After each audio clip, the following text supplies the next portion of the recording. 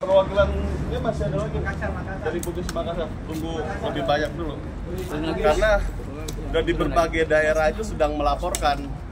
Terakhir kita dengar informasi dari Batam terkait kepentingan ras dan etnis ini. Bang, maaf izin ya agak padat bang, soalnya orang mau lewat. Apa tenang?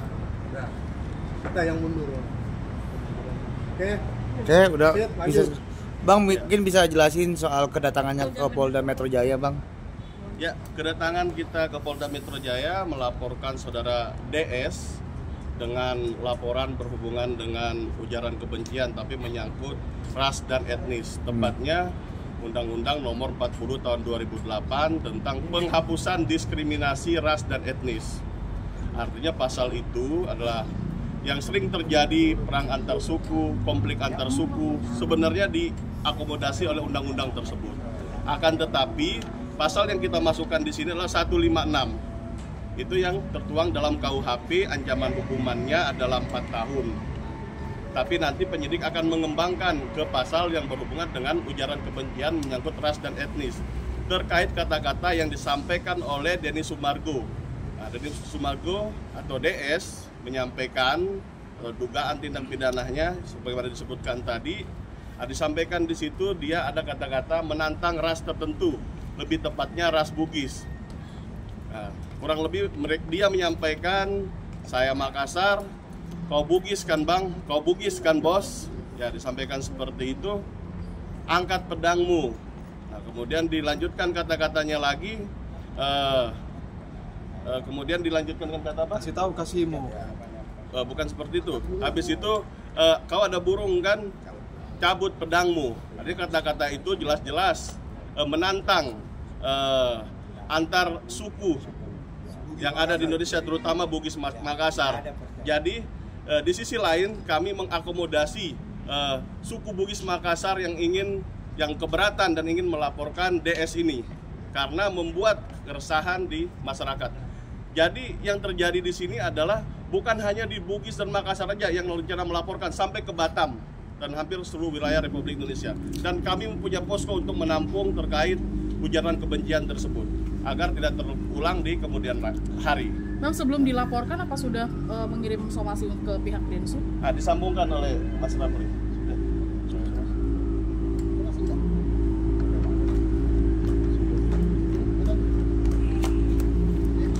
Disambungkan, ya.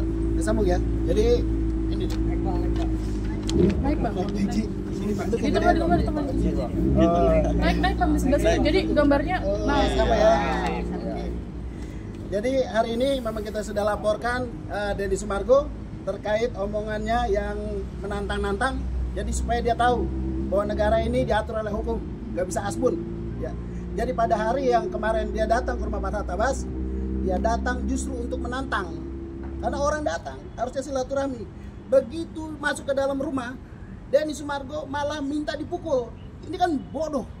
Ya, datang ke rumah orang mau klarifikasi tapi minta dipukul, ngajakin berantem. Katanya Pak Tabas mau menghajar dia. Padahal Denny Sumargo datang ke rumah, duduk, kemudian Pak Tabas habis sholat datang, kemudian setelah itu dia menantang supaya dipukul. Kalau dipukul sama Pak Tabas, saya yakin dia akan lapor polisi. Dia akan lapor polisi. Ya, memang udah maunya dia. Tapi Pak Tabas kan nggak sebodoh itu.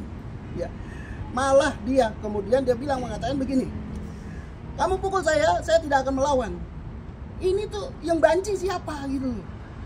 Masa sudah datang ke rumah orang mau minta dipukul tapi tidak melawan. Ini lucu. Makanya kita laporkan dia terkait kesombongannya itu, ya. Dan dia datang ke sana kalau memang mau berantem. Contoh orang Madura, dia bisa datang untuk carok janjian di tempat yang sepi. Contoh orang Betawi di sini, ya dia duel. Contoh juga ada Makassar juga ada Sirine Pancai. Janjian di tempat sepi, bukan bawa-bawa wartawan. Ini cupu, bencong namanya. Ya. Bang, jadi somasinya sudah diajukan, sudah dikirim atau belum somasinya? Somasi kita tidak pernah mengirim somasi. Sejauh ini berarti tidak ada tanggapan dari Densu soal laporan ini, berarti pihak Densu juga belum tahu. Somasi itu bisa kita katakan secara langsung juga somasi. Ya, artinya di sini omongan Pak Tabas yang sudah memberikan pembicaraan klarifikasi itu juga somasi juga. Gitu loh. Tapi kan pada saat setelah diklarifikasi oleh Pak Tabas dia datang justru ke rumah.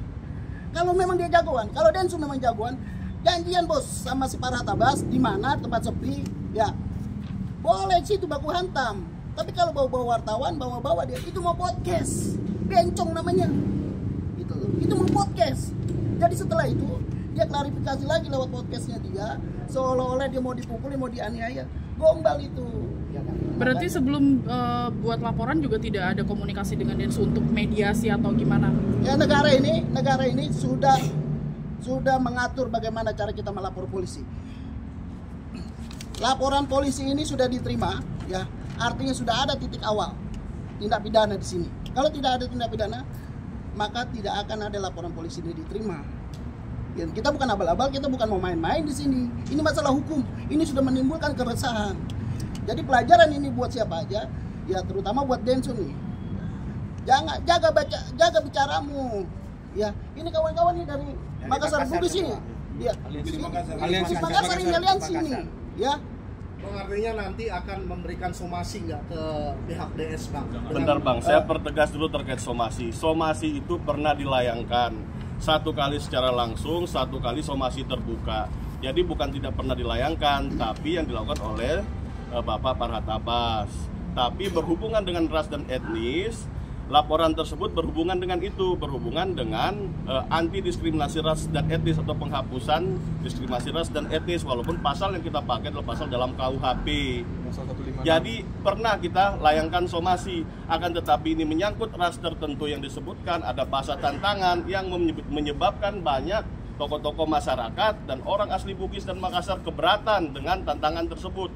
Ini merupakan perwakilan tokoh-tokoh tersebut yang nanti akan menyampaikan statementnya bahwa mereka sangat keberatan atas apa yang disampaikan oleh Densu, bukan hanya terhadap pribadi daripada Farhat Abbas. Seperti itu. Bang, berarti bisa dibilang sampai laporan ini masuk juga belum ada tanggapan dari pihak Densu? Sampai sekarang belum ada. Dan perlu diketahui, ini adalah berhubungan dengan tindak pidana material yang dampaknya sudah kelihatan dengan banyaknya orang Bugis dan Makassar yang merasa keberatan terhadap apa yang disampaikan oleh Densu dalam menjawab podcast ya. Beliau menyampaikan. Bukti apa aja Bang? Bukti apa aja yang dibawa untuk laporan hari ini? Hari ini kita hanya mendampingi oleh kawan-kawan Bugis Makassar ke Polda Metro. Ya, kita mendampingi nih. Ya, kita menyalurkan aspirasi daripada kawan-kawan orang-orang Makassar sama Bugis datang ke sini. Gitu. Saya sebagai Bugis Makassar. Nanti beliau akan bicara. Sini Pak, sini. Ya. Boleh. Siapa yang mau bicara? Silakan deh, sini deh, tengah deh. Kita ini Makassar ini kaget juga adanya masalah begini.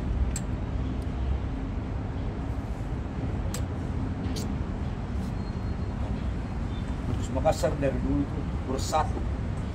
Bugis Makassar. Ya. Dari dulu itu bersatu.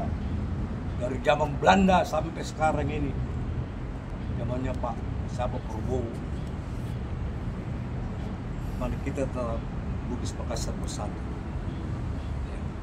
Dan Bapak Prabowo juga mengakui Bugis Makassar. Ya kan? Ini kenapa ada masalah begini? Di situ kita sesalkan dari Bugis Makassar. Kita ini asli Bugis Makassar. Kita asli Bugis Makassar. Dan Bugis itu Jangan sampai antara Bugis sama Makassar perang. Itu nggak ada cerita. Ya, kita tidak inginkan sampai di situ, Pak. Tapi dengan ada halnya seperti ini, Pak, nanti Bapak sendiri akan memanggil Denny Sumargo untuk konfirmasi. Ya, itu bagaimana tindak lanjutnya nanti, laporan ke Polda sini. Apakah beliau dipanggil apa bagaimana? Jangan sampai ini terjadi pertumpahan darah, Pak. Nah, Jangan sampai pecah belah. jangan sampai pecah belah Bugis Makassar itu. Dan saya sangat sesalkan, saya asli Bugis Makassar. Tidak pernah terjadi itu Bugis Makassar. Membawa kata ras ini dibawa ke ranah hukum ya. Karena kan ini juga akan ada pemilihan umum kan, karena konteks pemilihan umum dibawa dengan ras. Gimana nih? Ya, coba perwakilan lain dari Pak ini, dari aliansi MK PBM. Oh ya. Oke. Boleh ditanya sama prinsipal aja langsung. Udah. Ya, kami juga dari FKPBN, Forum Komunitas Pemuda Bugis Makassar. Oh iya. Ya, Jakarta Utara. Kami punya kartu pengenal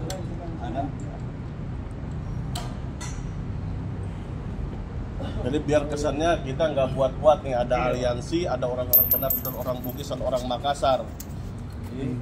Ya, kami dari Humas, Bugis Makassar. ya. Ya.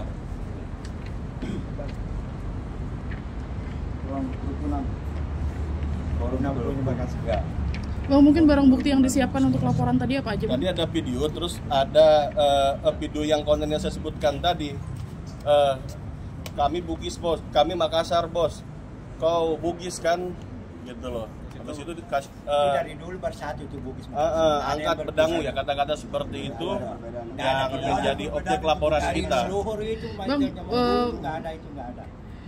mungkin ancaman hukumannya seperti apa, Bang? Ancaman hukumannya kalau yang kita laporkan di sini 4 tahun karena berhubungan dengan tindak pidana dalam Kitab Undang-Undang Hukum Pidana. Tapi yang kita pernah laporkan di Selatan itu ada masuk berhubungan dengan Undang-Undang Penghapusan Diskriminasi Ras dan Etnis, itu ancamannya 5 tahun. Kalau 5 tahun bisa langsung ditahan.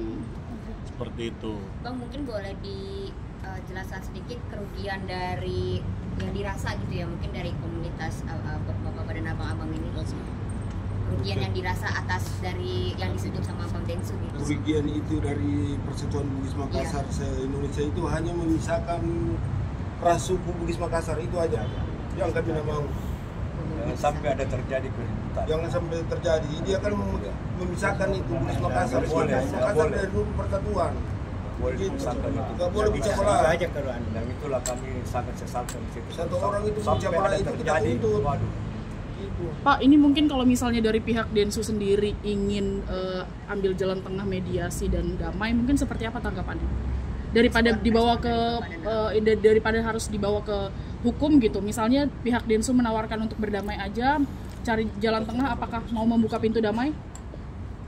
Coba itu nanti kita masih ke laporan polisi sudah kita buatkan, walaupun kita lihat di sini adalah bentuk adalah tindak pidana yang menyangkut ras dan etnis, dan siapapun bisa melaporkan, bukan bentuk tindak pidana aduan.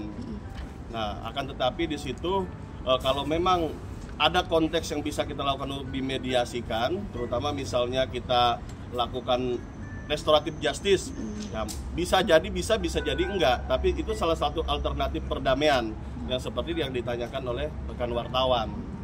Akan tetapi kalau kita bicara dampak yang dilakukan, penyidik akan menyampaikan ya sesuai dengan temuan yang ada, terutama menyangkut pidana formil itu, tindakannya itu atau dampak dari yang dilakukan itu kelihatan. Misalnya ada orang yang berdemo, ada orang yang melaporkan, ada kisruh huru hara akibat dari ujaran kebencian dalam bentuk ras dan etnis ini, seperti itu.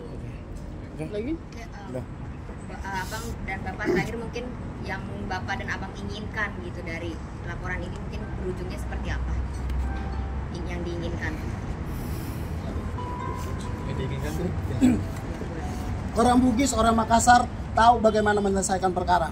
Mau dia damai, mau dia tarung, mau dia berperang pun tahu, gitu ya Pak ya? Tahu cara. Dan orang Bugis adalah orang laki-lakinya laki-laki, ya, bukannya bencong ngajakin berantem, tapi bawa-bawa podcast, bawa-bawa wartawan. Nah, dia orang kan juga orang Makassar, ya.